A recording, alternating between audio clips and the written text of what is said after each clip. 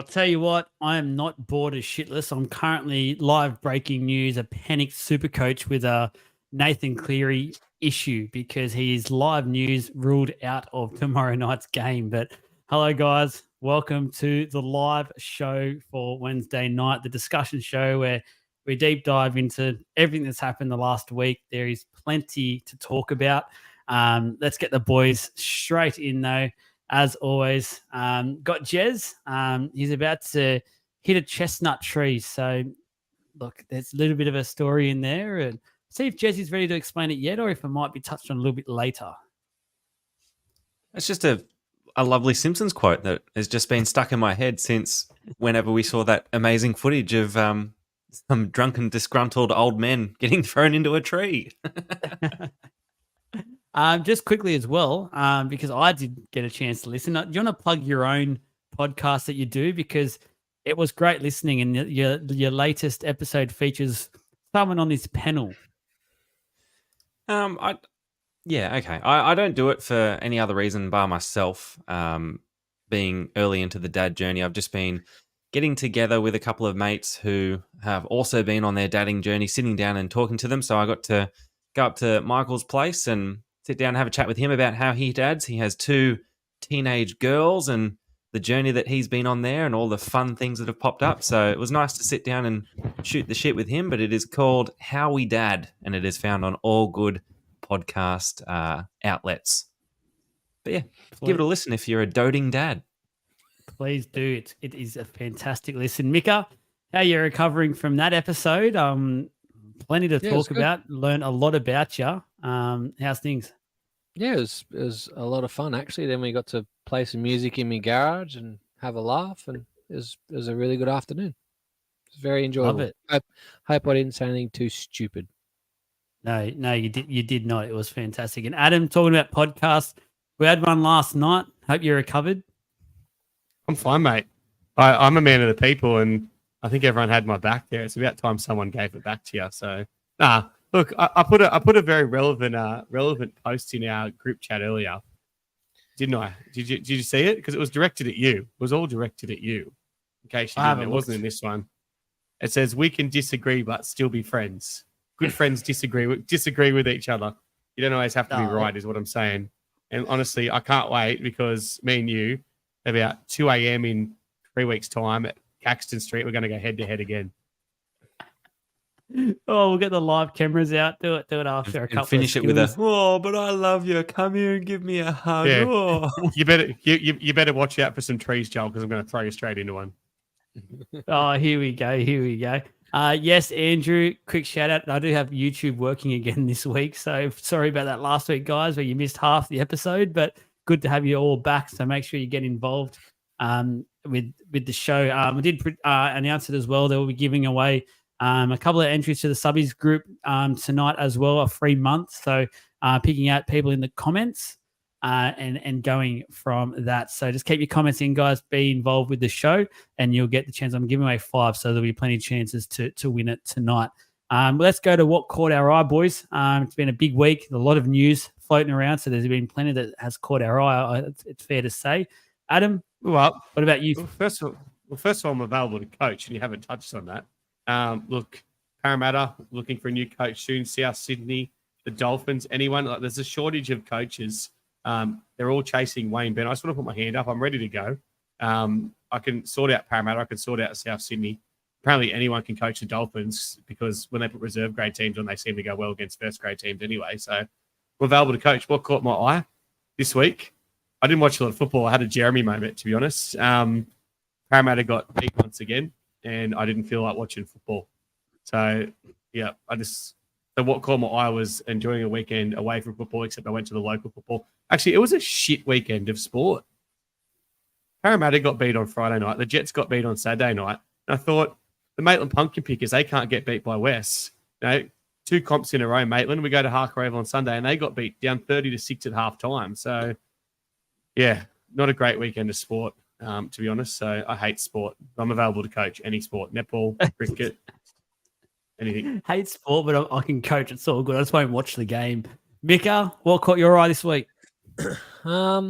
I also didn't see a lot of the footy. I listened to a bit more. I worked all weekend again, but for me, between night shifts, I got to go to my daughter's karate grading. They've been doing it for years now. It was very brutal to watch. They're halfway to a black belt now. At one stage, they had 10 rounds against black belts for a minute per round with 20 seconds breather between each round. And if anyone has had to do that before, it's a lot to stand there and get hit and hit people for 10 minutes with not much breathing space.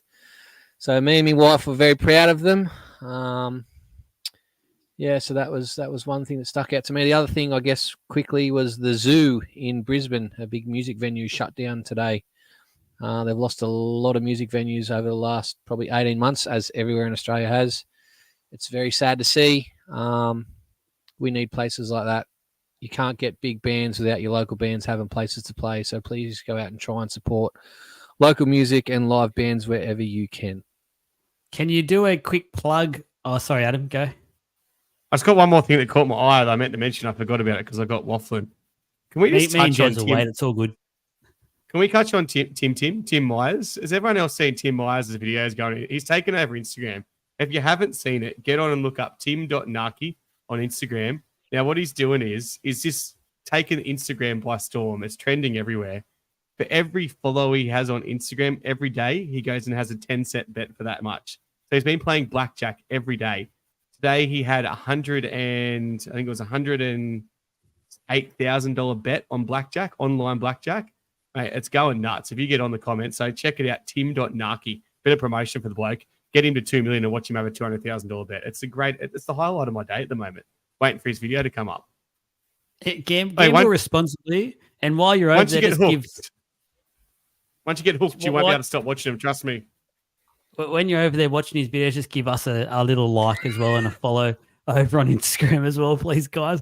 Jez, sorry, just before we go to Jez, Mika, do you want to give yourself a quick plug in terms of the gig you've got for Magic Round? There'll be a few people listening to the show who are probably going to Magic Round who might be able to fit in to support you guys, as you said, support the music industry and stuff.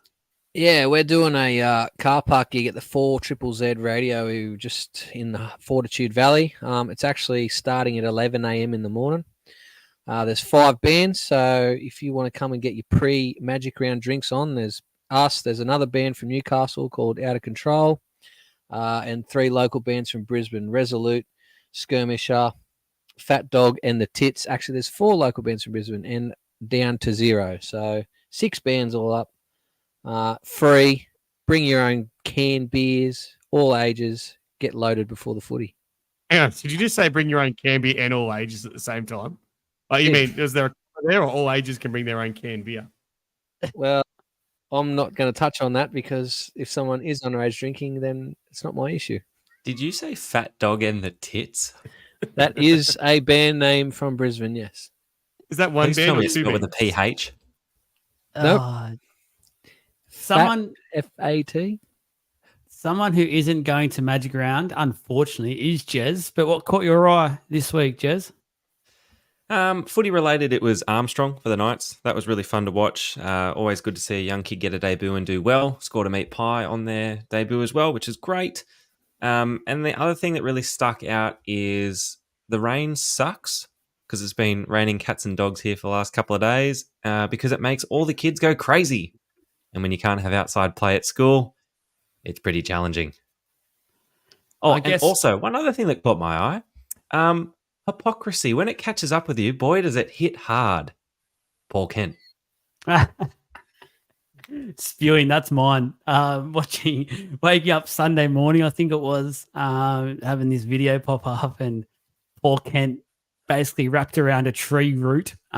Just as you said, the hypocrisy around it. He's bagged a lot of players over the last few years not handling their drink and stuff, and why they out at that sort of ridiculous time of professionals, etc. And old Paul Kent, probably the best route he's had for years. He didn't have to take this one too far either. Oh, Jesus Christ.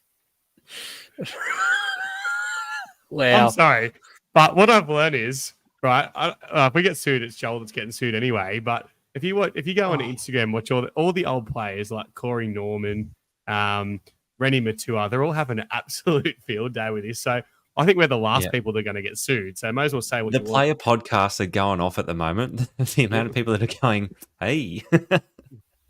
Yeah, I agree. 360. It's pretty much every time I go onto Instagram and refresh my page, there's like another video pops up about it. I think it was Mason had a go as well. I've seen that. He was just then they're all laughing their heads off. It's hilarious. Let's talk about Luke Keary, boys. We had a retirement last week. We had another one this week. This isn't effective immediately though. This would be at the end of the year. For mine, Luke Keary has been a warrior. He's basically, I think a lot of people underestimate his career. When you go back and look at it and see his premierships he's won, the success he's had. Adam, what are you pulling your face for? Go on have a chat about Luke Keary. What do you got? When did he play for the Warriors? He's been a Rooster his whole career. Yeah, what are you talking about? Here we Yes. go. Hang on. Before Did he play for the before Warriors? before we move on to this, can we just go back to Paul Kent for a second? And I'm not going to say anything inappropriate this time. All right. Now, I'm not saying he did the right thing or the wrong thing, but he was obviously fueled up on alcohol. As Michael's comment on a few things, this can happen pretty much at every pub given on a weekend. Now, obviously, he had those problems last year, which he was cleared for. Like, obviously, nothing obviously went ahead with that. It's safe to say he's probably actually had the absolute shit baited out of him. They've been giving it to him for God knows how long sitting at the pub. He's had too much to drink, and obviously now he's done what he's done. He's copping it left, right, and centre. But it is calmer in a way because the amount of players over the years have probably been in that same situation that he's dragged through the mud because they've had too much drink and some bloke's been taking the piss out of them at the pub. But yeah, that's my final say. Anyway, I want to put that out there because I don't think he's entirely in the wrong for that video. As someone else said, he should have come out and owned it. I said I had too much to drink. The bloke got on my nerve. I did the wrong thing instead of hiding it, which is going to cost him his job now. Yeah. One strike too many, though. You can't keep coming out and apologising for things. Probably time to say see you later, Paul Kent. Well done. He got cleared of the other thing. Like, I think the only other thing he's had to apologise for is a terrible career, to be honest.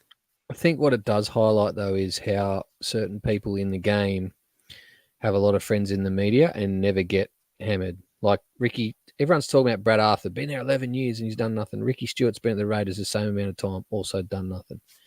Paul Kent, look what he's done in the media. I haven't seen many media stories bashing him or that you would see. Trent Robinson, his coaching record has been pretty average since 2019. He cops nothing. Like, you got to have friends in the media in rugby league to keep it clean. Yeah. I think this is another thing that highlights it. Now, can we go to Luke Keary, please? Luke Keary the Rooster. Yes, again. Luke Keary, the Warrior. So I'm talking about in terms of how he's played. He's been a warrior. He's been knocked down countless times. He's fought his way back. Rabbits and the Roosters. He played for the Rabbits and the Roosters, as everyone wants to say. You know what, guys? You guys want to host? You know how hard it is to host a show with you lot lately? Goodness me. Try being in a group chat with this bloke. Sorry.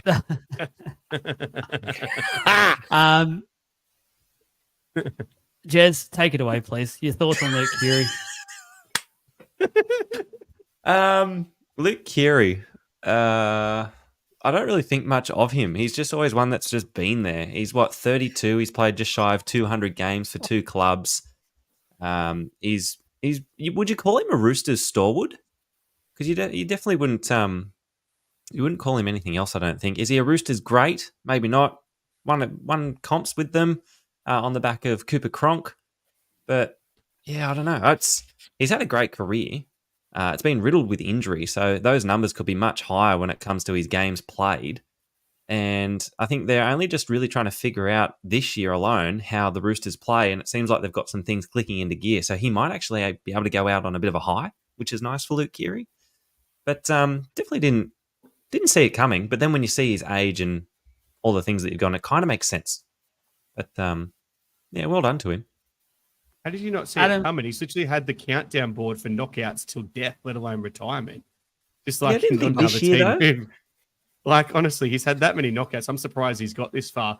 I think the question needs to be raised about Luke Keary. The question needs to be raised about the Roosters and what they're doing there, because the concussion protocols obviously have questions to be asked, because all these players that just keep coming back and then getting concussed again and stuff like that, You know, how many of them actually sat out for a long period, e.g. what the Knights did with Ponga?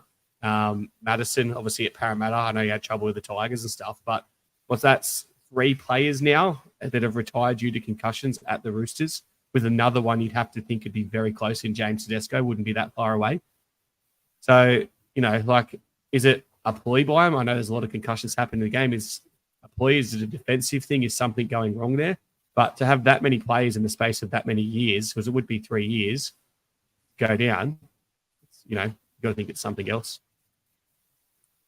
Yeah, I don't know. Is it also, you can look at it in a way of, is the Roosters taking it seriously, and no one, like the other clubs, aren't taking it as seriously as the Roosters? They're talking to their players, convincing them to take these sorts of approaches, giving them coaching roles, etc. I'm not sure, but you are right. Like, there is something there happening. Well, but Mika, what you got to say on Luke Keary? It's I feel like it's been a hell of a career. Like, he's been one of the small men throughout his career. He did stand out in that grand final where Cooper Cronk was basically the on-field coach. He won the Clive Churchill for it, and it was a standout performance. He won it with South Sydney. He was man enough to tell Russell to basically go fuck himself. And he's probably one of the only guys to ever do that and get away with it. But what are your thoughts?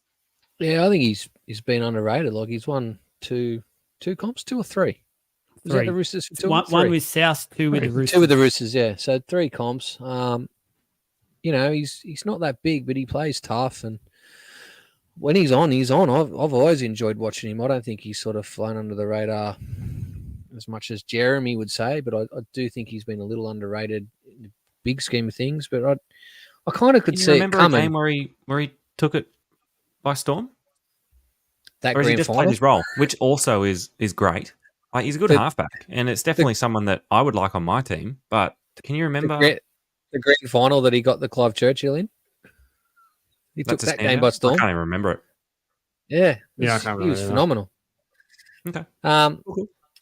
Yeah, I could see it coming, Butler. He's had a lot of injuries. How old is he? 32. 32? 32. Yeah, I'm not surprised by it. The end of the year sounds about right, because, like, where's his next contract going to be? The Roosters have been struggling to find what they want to do for halves. I don't think he probably had the legs left in him to go over to Super League with the amount of head knocks he's had. So it just seems right to sort of go out that way and retire gracefully. Who do you reckon will become 2 games for Australia, 1 for New South Wales, couple for Ireland, couple for Ireland? Yeah. Yeah, but look who he's been stuck behind. Oh yeah, there's a good era that he was in. For New South Wales, he's been stuck by everyone that's not a 5'8" getting a run there, to be honest. And mainly Australia. Like. He basically wrote his own tombstone there, because remember at the start he declared himself a Queenslander and how he hated New South Wales because I think he was like that's right, not born but spent most of the time. So then they basically blacklisted him.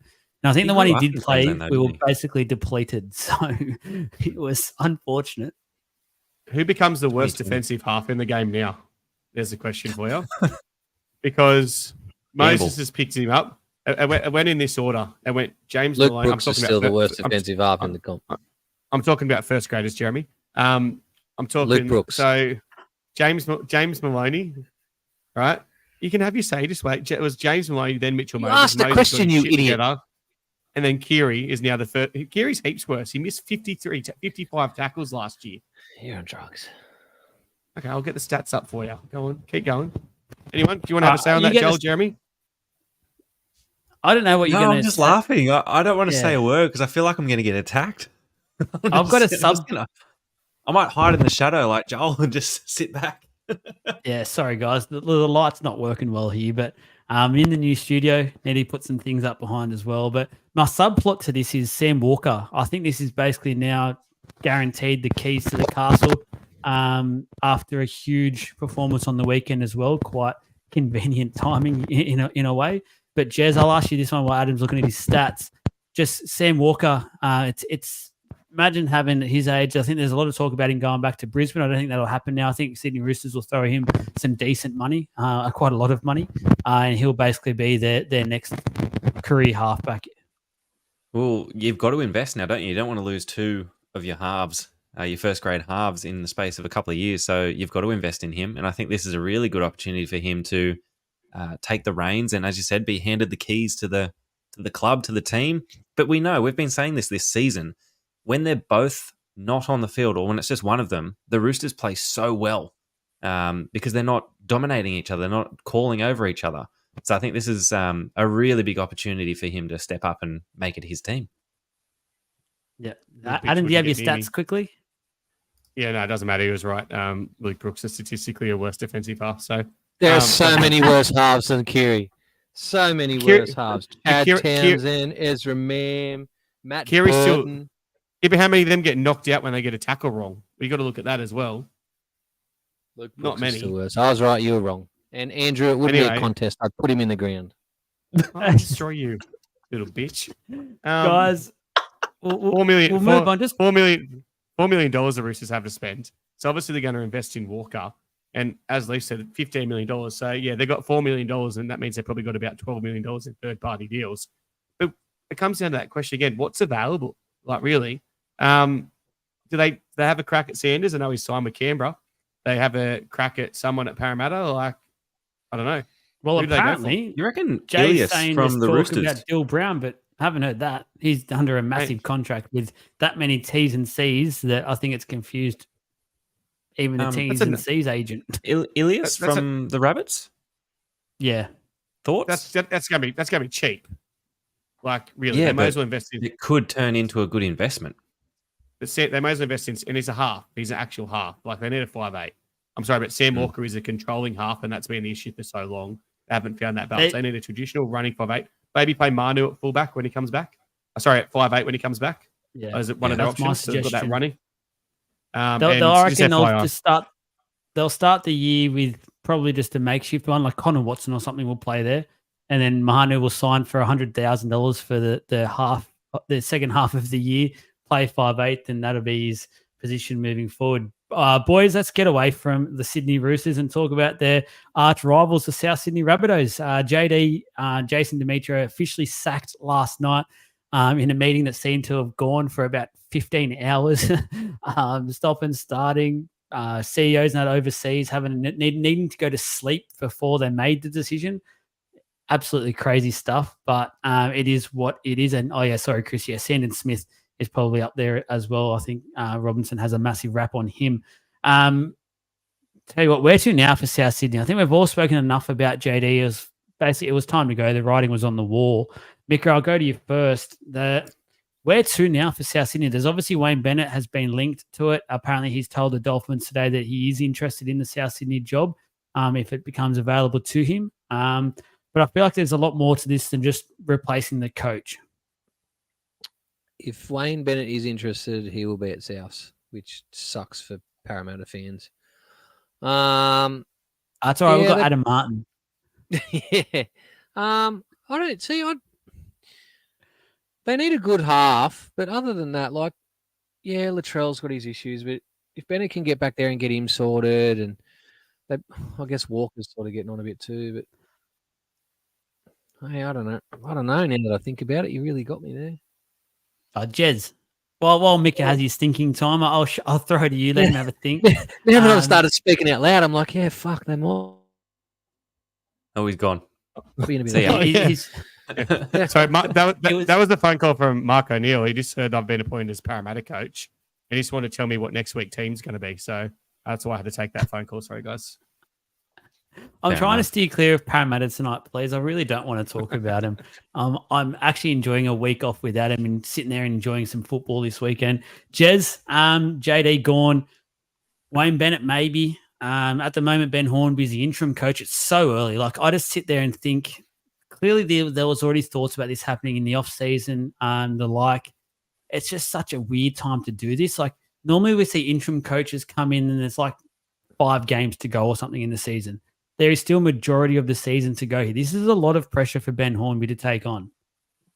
Or is it, though? Isn't it a free pass? When you're an interim coach, it's a free pass. So they've kind of already said, well, our season's done. Let's just get rid of the coach and we can throw the baby out with the bathwater sort of thing. I said I'd give him 3 games. Did he end up getting 3 games after I said that? You've got 3 games to turn it around. So I think with Wayne Bennett being JD linked and won. interested, I agree with Mika. If he's saying he's linked and interested, he's going to be there. And that's exactly what South Sydney need because, one, he will win. He has the relationship there already from when he was in that system. But also those boys, because some of them, they act like boys. They're not men. They need that strong figure standing in front of them. And it seemed like JD just wasn't that person. He wasn't able to bring the playing group together. He wasn't able to command that sort of respect from those leadership players.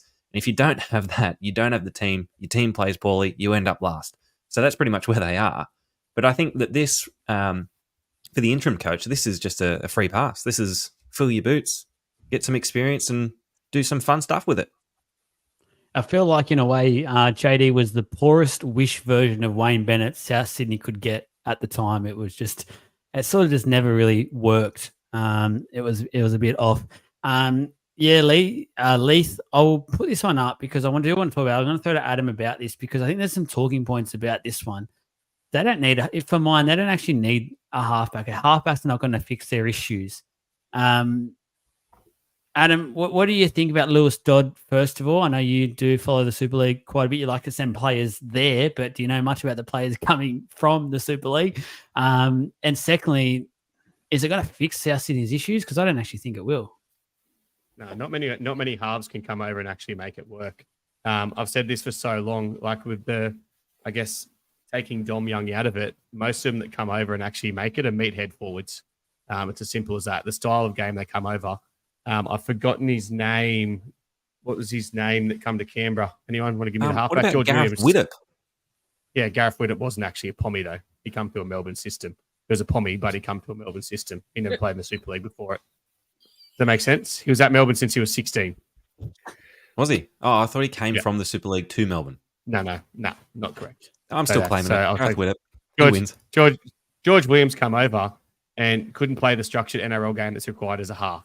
That's why they never seem to make it. This bloke, although he's great, could be the same. There's so many of them that come over that absolutely killed it over there. Zach Hardacre, Ryan Hall, not being halves, but coming over.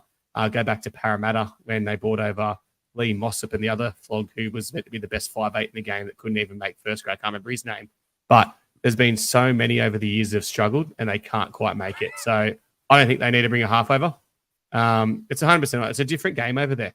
That's why you get blokes like Bevan French go over who struggled over here defensively, got dragged back and go over there and dance around, absolutely kill it because it's a softer game.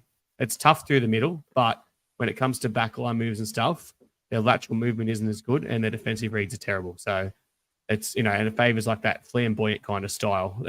Think of the football the Knights were playing at the back end of last year, that last 10 games, that all or nothing football. That's the style they play there. And you just can't play that every week in, week out. That's why the Knights are struggling now, for example. So as for the coach, obviously they've put all their eggs in one basket by appointing an interim coach. They want Bennett.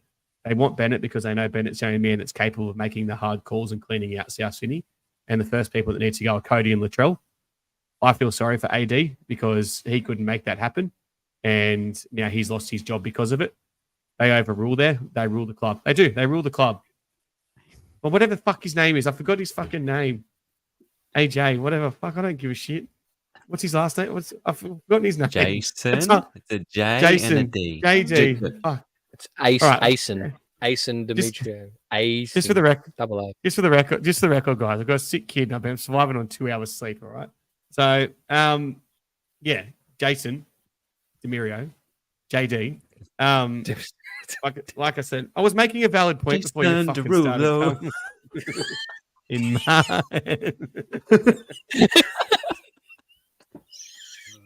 We're off the rails tonight. Is he going back to like singing? You feel sorry for JD. That's where you're up to. You feel sorry for him. I feel sorry for JD because he couldn't handle the personalities of mainly those two people and a leadership group that wanted to overrule and make the call. Shut the fuck up. I'm talking. So that's why they're going to bring Ben in. That's why it's the only option for him because he'll clean out like he did at the Knights and he did at St. George. That's why Parramatta need to be chasing him as well. But whichever club he goes to, it's never going to be a long-term thing. It's going to be a 1 or 2 year turnaround to make the hard calls. There you go. You can talk the laxative that every club needs. Is that what you're trying to say, Adam? Yeah, 100%. Yeah, that's a good one. Yeah. That's the headline of this podcast: the laxative that everyone needs. That's beautiful. you Also, do if you make don't a want to good hear your point brother, there. just take your headphones off. Speaking of assholes, Michael, what were you trying to say? I was just going to ask if AD is like JD's cousin or some shit. Like, are they related or It's half of what you have. carry on? Carry Um, on. Adam makes a good point here. I want to talk about footy for a second here. There's no point of getting a halfback in while you've got the likes of Damien Cook, Latrell Mitchell, and Cody Walker in this team, because the main problem there is not their halfback, because their halfback, Elias, didn't have a say in the team. It was all about their big personality players. They're still going to be there. So unless they have the Wayne Bennett there, that senior figure coach, you can pull them into line and say, hey, the halfback is in control of this team. Let him do what he needs to do. There's no point bringing anyone back to play in this game and to be their new halfback signing, because it's going to be the same shit show that we've seen so far for the last year and a half or something. So it hasn't been ideal. But yeah, I feel for JD in a way, but at the same time, he sort of made some pretty crucial decisions throughout. And last year, the writing was on the wall with what Sam Burgess came out and said. I was just so surprised that South have kept going for another 6 months, when to me it just looked like that was it. Then he lost the club, lost the dressing room, lost everything. Then, Mika, Maybe Wayne Bennett will have the balls to put Latrell back to centre where he belongs and where he owned the game playing at the Roosters in New South Wales. I know he's I think had a really shit couple of years, but that doesn't mean we forget what he actually achieved when he was at centre. I still can picture that. I think it was Roosters were playing in a prelim. There was 3 minutes left. They needed to score to get in the grand final. Might have been the first one they won, so 2018. And he scored that try with like 2.5 minutes to go. Like, he's phenomenal when his head is right. And I know he's had a long stretch of not having his head right. Get him back at centre and get the right coach, and he will own the game again. He is that good. I think Ben Hornby might make that call, though. He wants to come in and impress so he can get a coaching gig. He obviously wants to be a full-time first-grade coach and has ambitions of that. So if he can convince Latrell that's what's going to happen, they've got Gray there, who's obviously been pretty good at fullback as well in a team that's been playing poor. So if he makes that move and puts him in the centres, it could look good for his coaching career. And it also shows that he's strong enough to deal with the personality that is Latrell Mitchell. Mm. Yeah, I agree. Moving on now to a massive debate. And just, guys, quick shout out again. Just keep your comments coming on the Facebook page, and you can get that free month in the subby group, talking all things exclusive access rugby league. The kickoff, we're going back there, Mika. I know how much you loved this topic a few weeks ago. It's starting to ramp up. People are talking more and more about this, coming up with their own ideas, how to solve all this HIA drama, concussion, looking out for the players, etc. And it probably works in well with our last sort of point as well, which I know Adam cannot wait to talk about. The kickoff, Mika. I'm gonna go to Jez first with this one. The kickoff, Mika. I want to hold you back. I know what you've got coming. So, where are you at with this, Jez? Because I think we need to look out for the players. I do, and I understand that the side of the argument where the old school players and the front rows are saying, "Nah, this is part of our game. This is what we do. This is how we demand our respect." Basically, this is where we make our money by making that first hit up. There's a balancing act at the moment. I want to say this: whether I agree or don't agree, I still don't know yet. But one thing I'm pretty sure of is in the next 5 years, I don't think we'll have a kickoff anymore. I think that's bold. I think it's a fundamental of our game, the old first hit up. I think we get into dangerous territory if you take that away, because there'll be many other collision areas of the game that they're going to soften up or take away if we're looking at it that way. I mustn't be getting all these articles or news headlines that are popping up around the kickoff either, because this is news to me around it being a talking point. Because yes, what was the Dragons fella that KO'd himself the first hit up of the game last week? It's horrible to see. It's not what you like seeing, people asleep on the ground after putting their body on the line. However, it is a collision sport where these things do happen. They are limiting as many opportunities for head knocks as they can, but I don't think you can get rid of the kickoff hit up, because it just sets the tone for the game. But you can think about games where you know that you've lost it on your very first carry of the ball. And I go back to when the Knights were quite poor a couple of years ago. We would literally take the kickoff and get pushed back 10 meters. And you just think, oh, here we go. This is going to be a cricket score. So, yeah, I just think it's really muddy waters if we flirt with the idea of getting rid of the first hit up, because it's going to affect so many more things in our game that is full of collisions. Adam, you've probably taken a few hit ups off the kickoff in your life. Where are you at with this one? Back. No, fuck no. I'm a 7. I don't want to do that. Look, I just think it's a momentum builder, like especially obviously after scoring that try and looking down and trying to change the momentum as an example with the kickoff, or if you've scored the try, obviously the importance of making those 4 runs and getting to a kick and trying to get the field possession back. If we just go to a tap, like they're talking about a 20-minute tap and running out there or something like that, the momentum's gone. It's just like, I don't know. It's like everything. What I've always said, accidents are going to happen in the game. You can't eliminate everything that's going to happen and every accident that could happen. If we do that, we might as well not play the game. Chris has nailed it. Like, it's like driving a car. You know the risk. You know the risk when you step on a footy field.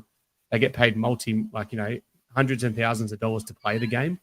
But this is a bloke who's 130 kilos of muscle that plays in the centres, FYI.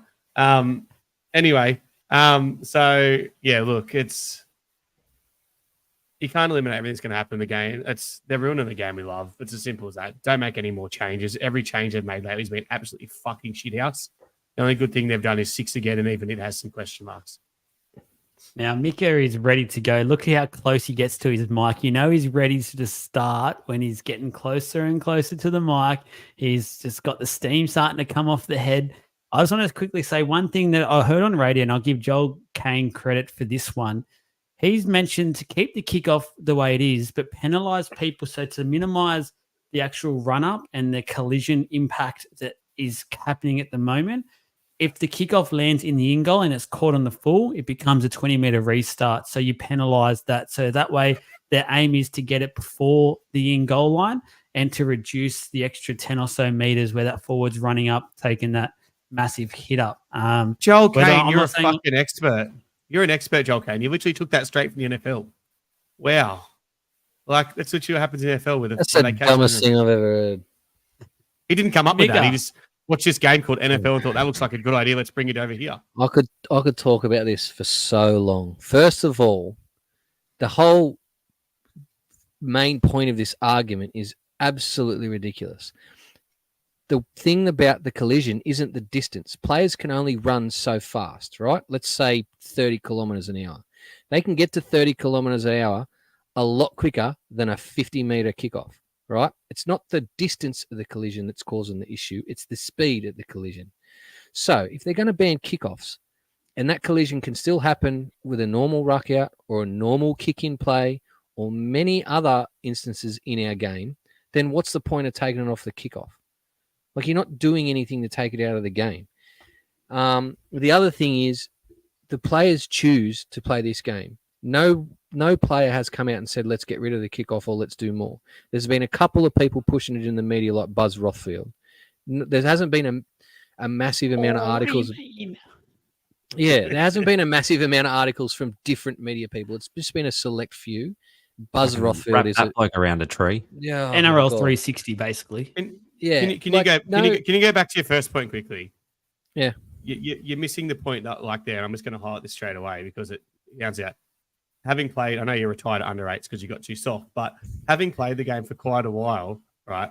It's obviously easy to line someone up. If you're running at someone, if you're driving your car at someone from a kilometre away, as to driving your car at someone from 50 metres away, for example, that's what they're talking. It's easy to line someone up over that 50 metres as opposed to a 10 metre. It is still not the distance that's causing that. Like, it's still the speed of the collision that causes the head knock. And like that Sully one, your real dad really spoke about it really well on NRL 360 last night. He said that Sully incident was because he got bumped on the way into the tackle. And if we looked, you don't think he looks like James Graham? Come on. When I grow my hair a bit, yeah, and the beard, yeah. Yeah. You should see my old passport photo, dead ringer. Are you too drunk tonight? You need No. to look at every single, like I don't want them to just have a knee-jerk reaction. Like James Graham said, you need to look at every single concussion in the last so many years and look at every single instance clearly and see what caused it. Because you might find that, yes, there's been 3 bad ones off the kickoff, but there is so many more throughout the game that the kickoff won't affect. And he also said it's generally just the first kickoff of the game. Usually by then, the adrenaline's out of it and it doesn't happen so much at other kickoffs. Like, I don't think it'll actually do anything. I still think we're going to have all those crazy looking knockouts that you always get because they happen throughout the game so regularly that changing the kickoff might take away 1 a year, which we're taking away a massive part of the game for not much gain. I'll say this just quickly. Rugby league history. Sorry, mate. I have seen YouTube, a couple of comments and stuff the last 24 hours. I have been absolutely flat chat. I didn't go to bed last night till about 1. And then today I've been on the road and stuff with work and then got home. I literally haven't opened YouTube yet. So I will get back to you. I do promise you that. But yeah, my apologies. I think just one thing needs to be raised here, and I don't support removing the kickoff at all. But one thing I will say is players, past players, etc., especially the freshly retired players, I've noticed have said quite a bit about this. What I have noticed is a lot of the real former players, like I'm talking retired 20, 30 years ago, are a bit more in support of this because they've been there and now know the long-term effects of this. And I think a lot of past players and people need to sort of maybe take a breath a little bit and not sort of talk from the heat of the moment and just how passionate they are about it. I understand footy players are tough. I understand what the game is. I think everyone does. And week in, week out, set after set, there is moments in games that just no one would do it, but these players do it continually, and we credit them for that. But I guess the game's coming at it from a point of view where they do have a responsibility now to protect these players because they've never really had that. And unfortunately, we've seen a lot of these past players really have some long-term effects from this sort of stuff. Like we love to see like the Chief Harrigan incident with Spud Carroll, things like that. But long-term health effects for it isn't great. So from that point of view, it's not ideal. And yes, you have to pick and choose if you play this game. I get that. But there's also, you need to sort of sometimes think, and this is just the employer thinking, going, we need to sort of protect these players the best way we can. Now, the question is, how much do they do before they destroy the product? That's the worrying factor at the moment. Do Boxing Australia start protecting boxers? And does MMA start protecting MMA fighters? But that's the when thing I is, started. hitting someone in the head, in boxing isn't illegal.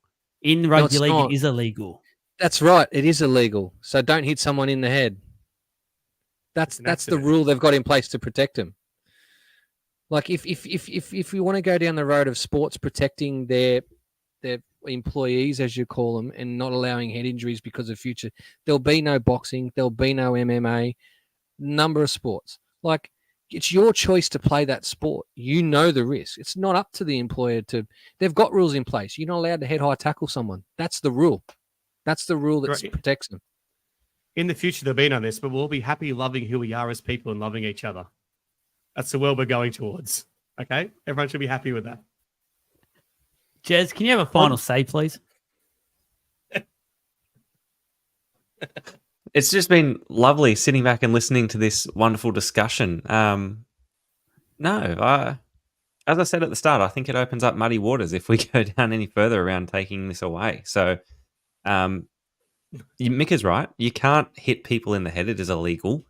So I think the boxing comparison is probably not the best one there. But no, I don't want to get away from taking away fundamentals of the game.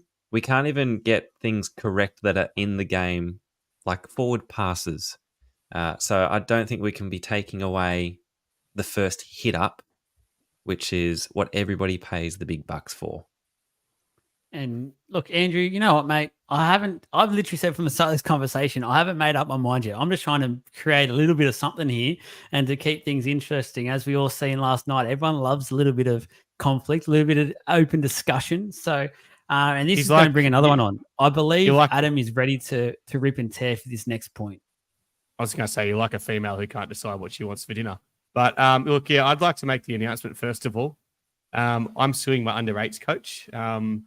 It's his fault that he didn't push me hard enough and sometimes push me too far. I didn't make it in the NRL. We're talking to my lawyer tomorrow and suing my under-8s coach. You can take it away from here, Joel. Bring the main point up, then I'll get going. Yeah, before we go here, I will just say this. Obviously, both are in the courts or about to be in the courts, and we do have to be a bit careful with what we do say. So just be respectful of that, please. But obviously, there's a couple of court cases about to happen, which is going to have a huge effect on rugby league and the NRL and the clubs affected by this. Make no two ways about it. This is huge. The NRL needs to be heavily involved, I feel like, in both cases as well, and really support the clubs or the players or however this is going to go. But the effects of this is going to be felt throughout the game, I feel like. So for Manly, the news came out today about Lloyd Perrott looking to take them to court to sue them regarding some training incidences. I think one of it, the one he was talking about was they're not letting him have a drink while they were doing a massive run or something, and it was about testing his character and testing the player's character, etc. And then there was some stuff about, I think he had some depression or something about that with his teammate Titmus. Titmus, I think it was, that passed away as well. And then the Bulldogs, obviously Jackson Topine is obviously going to the courts with the Bulldogs as well from what happened last year with that massive wrestling session.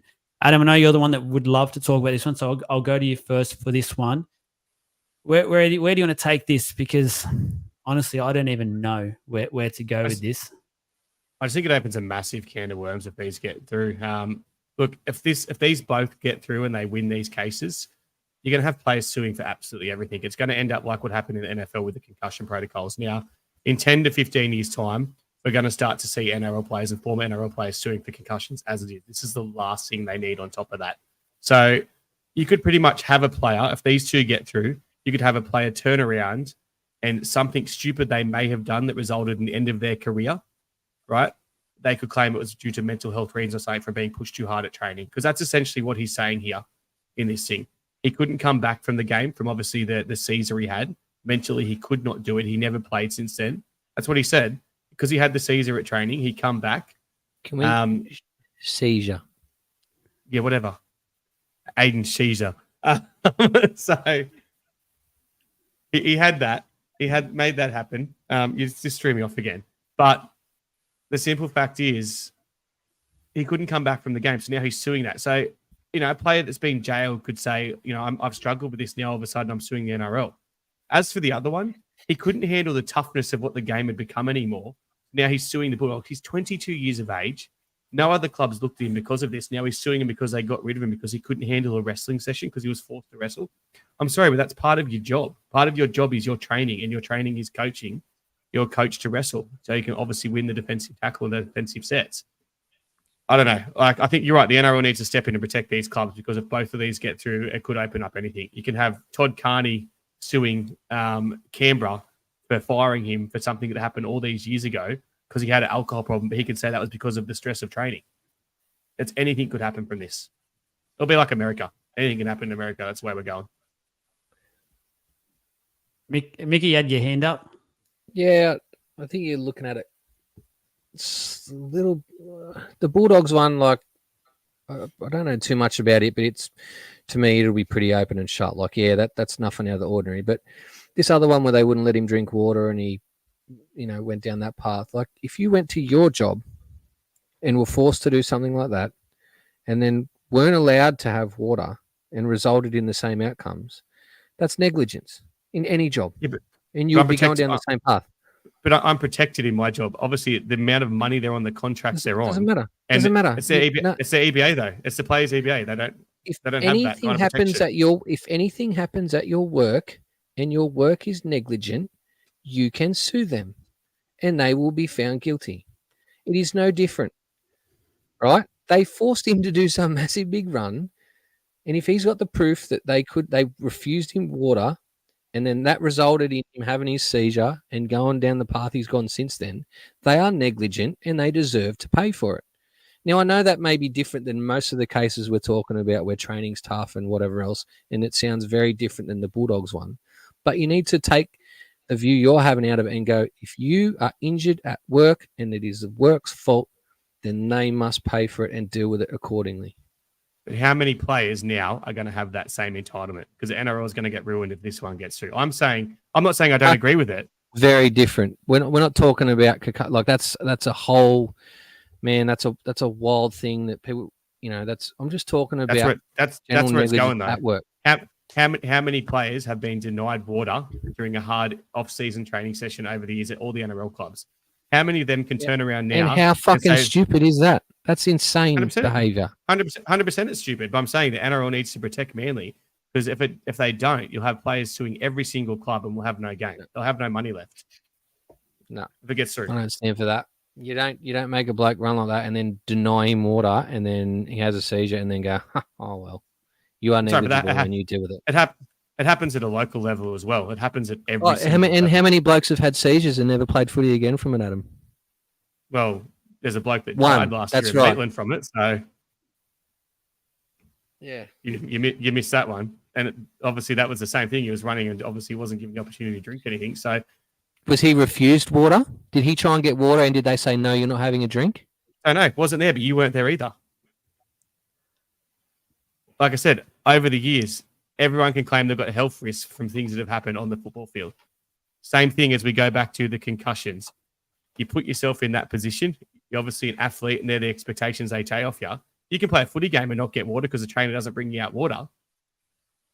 But I think they're not signing waivers to say that they're waiving their right to general health or they're waiving their right to a career after sport as well. So there is that duty of care when it comes down to looking after players and treating them like human beings. And yes, it might open a can of worms of players coming up and saying, well, here's my case. But if these ones do get through and they have leading evidence that suggests that negligence was formed at work, then they will win. They will get through. They won't get the big payout that they're going for. It always is a dramatically lower payout as to what they're suing them for. However, it does open up for past players or current players to come up and go, well, here's all of my evidence. I don't think it's going to put the NRL into a deep, dark hole. What it's going to do is going to form another committee of people having to review these things that are happening at their workplace. And I think that's what's going to happen there, though. So it's not going to drain the money out of the NRL, but it's definitely going to open up a lot of investigation. It's more so the club and the trainers at the time. Yeah, it's the coach. Yeah, like the NRL don't strength and conditioning coach. The NRL don't dictate how each club has to train their players. Yeah, they're human beings. Like though we put a lot of pressure on them, they are still kids as well. Like you forget how young they are.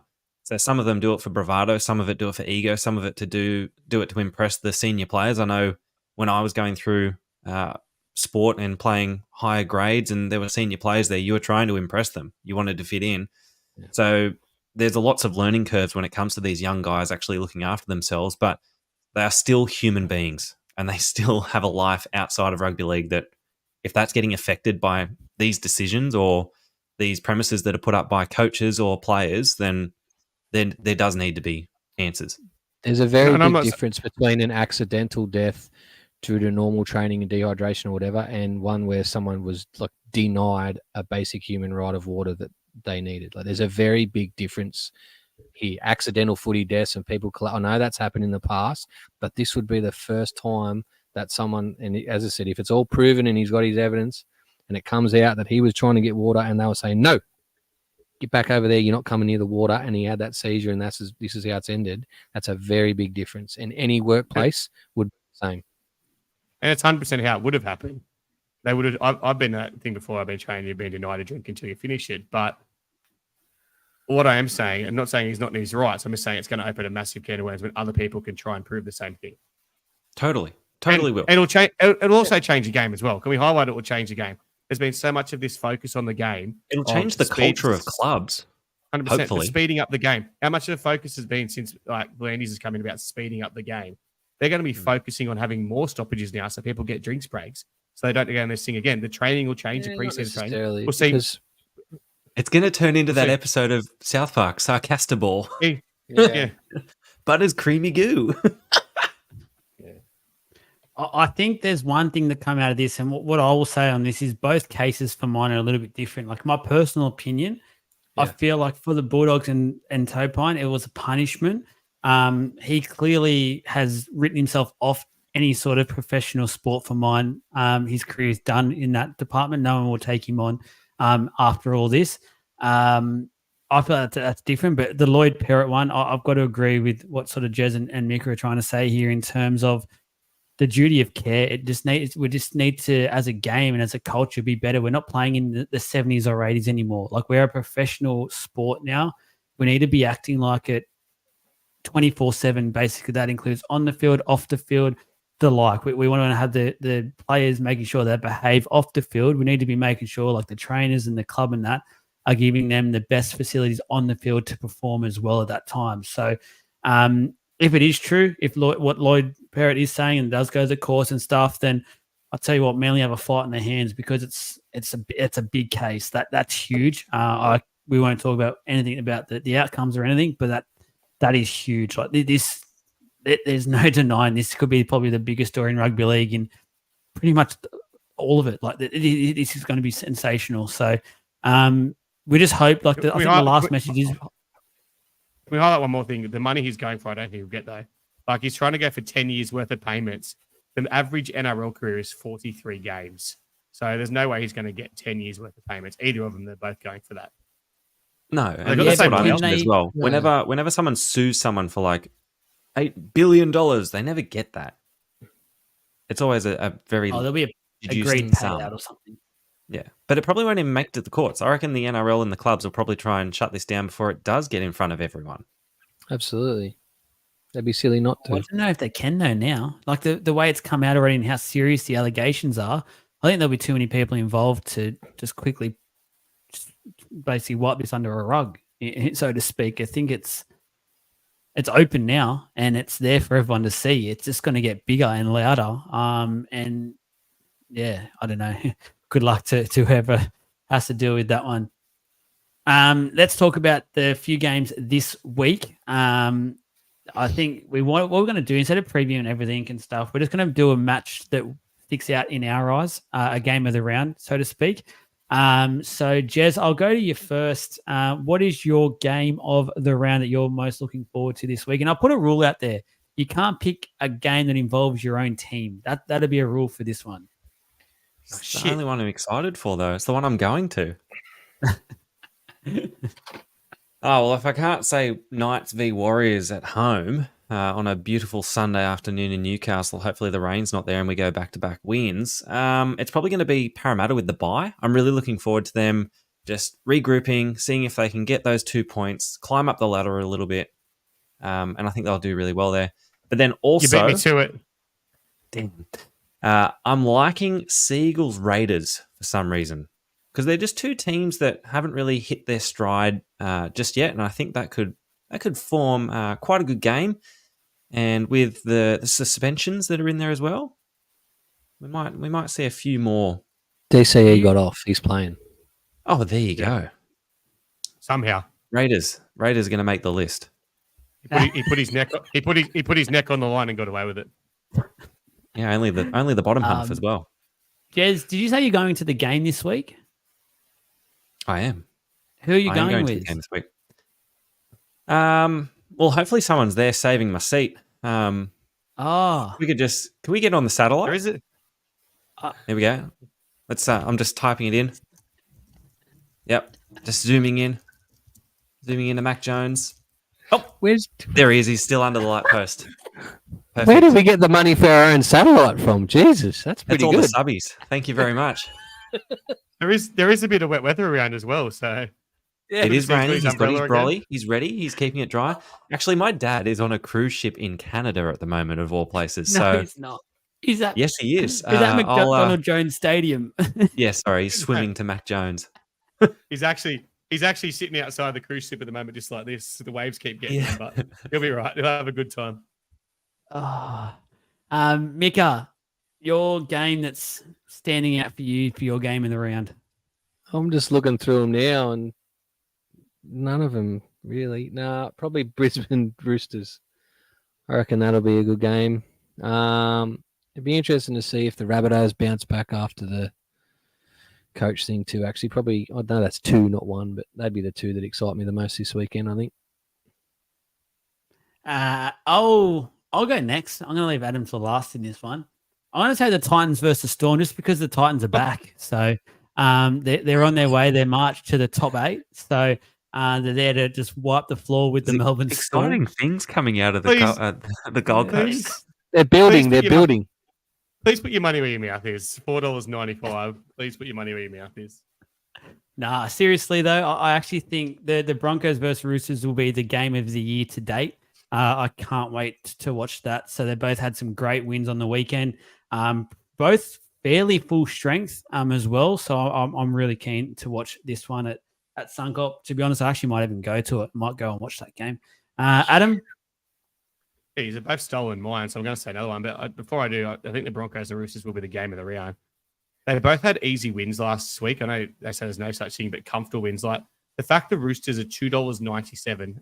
They've been inconsistent, but they seem to hit form now after scoring 60 points last week and absolutely smashing the Dragons in what is probably the biggest game of the year for the Roosters. You know, that Roosters-Dragon game's huge on Anzac Day. $2.97, I like those odds. But I'm looking forward to Newcastle and the Warriors as well. But the Warriors have been very underwhelming. As I said, they never seem to handle the pressure. Newcastle probably should have beat them over in New Zealand whenever they played them there earlier in the year. I think it was only like 5 weeks ago with this ridiculous draw once again. No, it wasn't round 1. When was it, Jeremy? Round 2, 3? Yeah, so 5 weeks ago.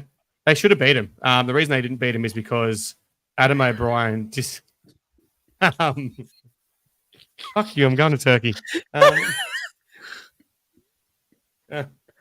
Oh, Josh. And again, he's been put off his train of thought. He was deep in conversation. He was going on about Adam O'Brien. That was a wheelie shit joke. Sorry. A wheelie one. Really bad one. So we can joke with Josh. It's fine. It's fine. So yeah, I was actually talking some sense about the Knights and here, but so they should have beaten, in my opinion, the Warriors over there. But Adam O'Brien decided to name a second row and Dylan Lucas in the centers, and they just couldn't link up with their wingers and struggled. So I think Newcastle will be out for a bit of revenge against a Warriors team to be underperforming, especially after the Warriors absolutely thrashed them. Was it 40-10 last year over there in the second week of the finals? So I think it'll actually be a cracking game. Unfortunately for Newcastle, the Warriors might actually finally hit form because they always seem to turn up in Newcastle and play some entertaining football, even if they don't win. Isn't it interesting that with no Ponga, the halves actually had to play and make That's happened decisions? Started last year was exactly Amazing. the same. Yep. And They just I really got relying on Ponga again. freaking hated how smug Gamble is right now. And he's on my team. He's like, oh, yeah, we shut up the critics, didn't we? We're not hearing much this week. Oh, it's only support this week. You're still fucking 13th, Honestly, Tyson. jog on. Exactly. Honestly. Shout out to Jackson Hastings. You had a good game on the weekend, mate. So shout out to you. Guys, we've got a few minutes of question time. You know what we like? We like the unfooty related questions the most. So please hit us up with a couple of those. While you get a few of those in, there's a footy related question we will get to start it off with. It is a talking point, I guess. So what did Parra do if South get the jump and sign Bennett? Who's our second choice? Bellamy? Sorry, Mika, I couldn't hear that. Quit the NRL. Adam, Just have you quit. got an answer for us? I know you've been mentioning another name that starts with B. B. Bellamy? Yeah, AB. Oh, yeah. I know that. Yeah, AB. A, B, C, D.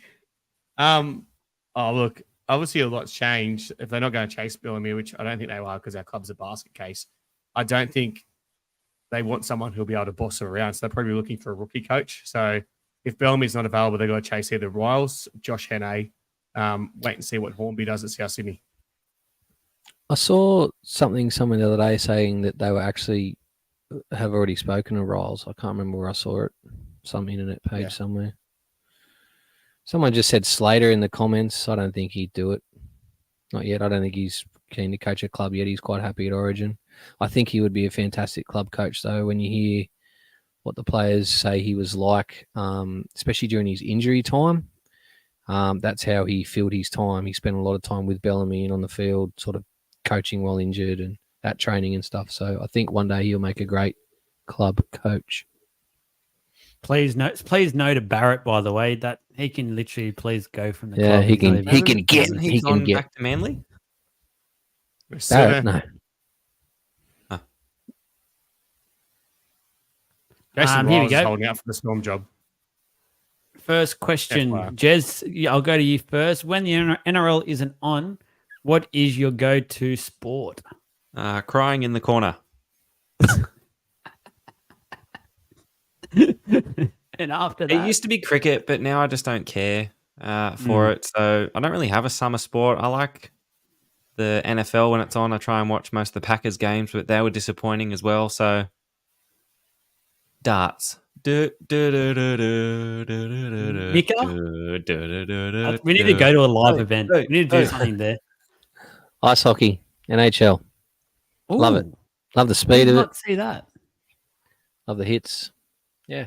Detroit Red Wings, and they suck at the moment. Let's They were see good some when I was hits. like younger. Mighty Ducks, are they actually a thing or? Yeah. the they Mighty are. Ducks. Anaheim Ducks. Anaheim.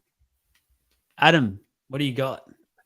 I like any sport. I'll watch it all. Soccer, cricket, golf, basketball. Obviously, watch a lot of NBA and NFL as well. The benefit of working from home, being able to have it over here while I'm working. So it doesn't really faze me. If you can bet on it, I'll watch it. Yeah. I love me F1. I love the motorsport side of things. I'm always up at crazy times watching that. I don't mind actually playing golf. I don't really like watching it, but I don't mind getting out and having a bit of a whack. And I'm like Jez. I used to like. I know it's. That's weird. I used to like Is watching that a cricket, but I'll sport? tell you what, the last summer, I really, Adam's a fucking really- world champion at that sport.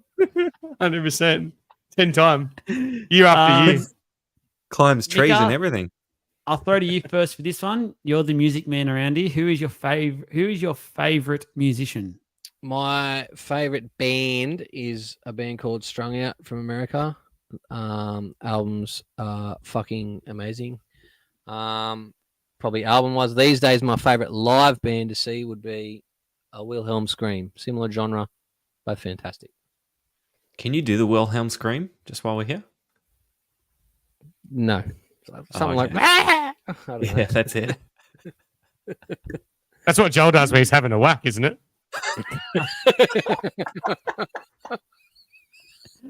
What he's doing is he's summer sport. Adam, what do you got? You're the voice apparently around here. What do you got? Yeah, try and understand it. My favorite band's No Quarter for sure. Like they have to be. No, I don't really know. Like it's always hard to pick a favorite, to be honest. Anything modern sucks. Let's be honest. Most modern music, pop music does suck. So obviously Blink. We went and saw Blink. We all went and saw Blink. Obviously up there. Bit of a Coldplay fan as well. I said, You know Yeah, how I I know like you're Coldplay. gay? Can't say stuff like that. It's 2024, Jeremy. Wow. Good movie It's though. four, Good movie. four men sitting around talking about whacking, and you had to take it there. Anyway, Jeremy, what's your favorite? Taylor Swift. I do enjoy the special that's on Disney at the moment. Gets a bit of a run. And Is that Hayden from Beyonce's Entertain country House? music album. Pardon? Is that Hayden from Entertain House? Nah, Adam Keith Martin music. Look it up on Instagram. He made it to the semis of one of the TV shows. So that's my go-to. It's on the regular playlist on Spotify. Avenged Don't mind Sevenfold. Who said that? That's not bad. Don't We're all don't worry, Joel. basically- There's a chance. We'll end up karaoke sometime across the weekend at Magic Round. All right, just putting that out. I was actually going to suggest this for Newcastle round, but I don't know if you guys have a karaoke. Yeah, joint Hamilton now or Station not. Hotel on a Saturday night. We'll be there for sure. Bring it. I'll probably go something like Foo Fighters. Don't mind listening to them. I'm all over the place. I don't actually listen to much music anymore. I'm all on podcasts and stuff. But yeah, when I do listen to a bit of music, a bit of rock or something like a bit of Creed or something, I don't mind them at the moment. So yeah. Can What? you take me higher? Oh, Oh, okay. All right. That is, or let's quickly, I'll announce that the 5 winners. Just when you hear your name, message the page on Facebook. I'll organise some things for you. Josh Randall, you get the first one purely off this comment alone. So congratulations, you get the month free in the subby group. So just give the page a message straight after this. I'm going to say Andrew James was in the comments quite a bit tonight, so appreciate that. You're winning as well. G-Man, you're always around, so really appreciate your support. So you can get one. Mark, you've helped us and supported us on YouTube, so I'll help you out now on Facebook and just message the page. Really appreciate it.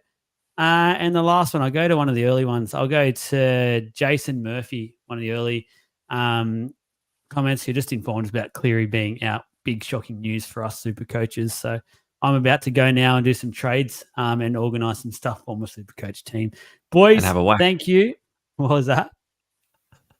Top Golf's close this time of night. He can't go there. That was a fiery episode. I like that one. I hope you all did as well. Hit that like, subscribe button. Keep supporting us. You're looking at sponsors. If you have a business or something, please reach out. We'll have a bit of a chat to you. But lots of footy coming up. Keen as for it. Mika, you want a final say? Nah, we probably won't be back next week after that one. You got to say something nice about each other. Yeah. Are you okay, Martin Brothers? No, Mum actually had a go at me the other day and said you should stop picking each other on the podcast. She actually tunes in. So, yeah, she said, I don't like when you and your brother are so mean to each other. I said, well, you always complain when I don't like my brother. You should see what we say about our sister. Yeah. Yeah, 100%. I said that to her. I said, you always complain when we're mean to our sister. We can pick on each other as well. So. Oh, good night, guys. On that note, I hope you all have a good night.